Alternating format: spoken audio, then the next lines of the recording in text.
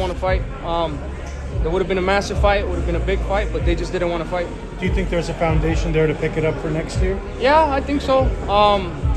Yeah, maybe we'll see. I mean, he's a great fighter. I think he just probably wanted to get a little bit more comfortable at 168 because he barely has one fight there. So I mean, everything's possible, bro. So we'll see. We'll see and what the rest of the undercard. Can you preview who'll be on the pay-per-view undercard? I don't know if I can say, to be honest with you. My brother's gonna fight Charlo on there, so that's gonna be a great fight. And I don't know the other ones, but they're not confirmed, but they're massive fights. Jose Valenzuela, can we expect to see him? I don't know. I don't know when he's gonna fight. Gotcha. Question, David. Canelo always talks about not fighting people with the resume. You think if you get the win on this one, will you think you'll be able to entice him to have a big Mexican showdown? I think so, bro. I think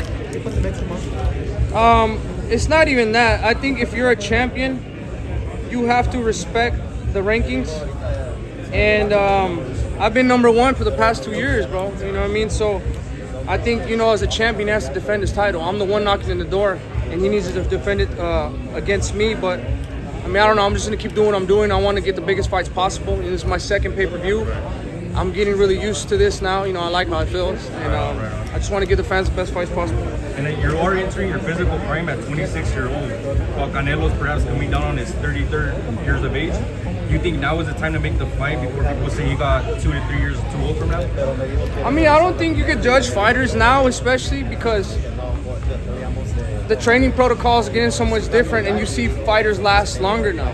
You know what I mean? I think he's still young. 33 years old is not old at all. Especially you see Mayweather, you see Pacquiao. These guys are legends.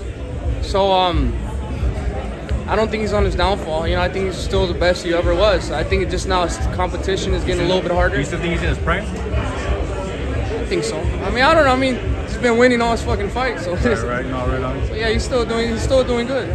And one more question, David. When they speak of Mexican legends, they talk about Julio, Cesar, Chavez, Salvador Sanchez, Barrera, Marquez. Do you think a Mexican-American can cross over and be reversed in the same light as those legends? I think so. I definitely think so, and that's exactly what I intend to do.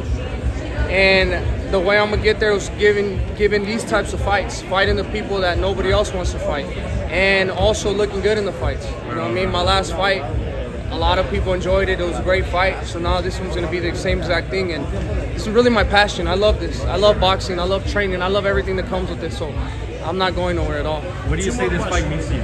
Huh? What would you say this fight means to you right now in your career? This fight is basically just hitting another threshold in my career.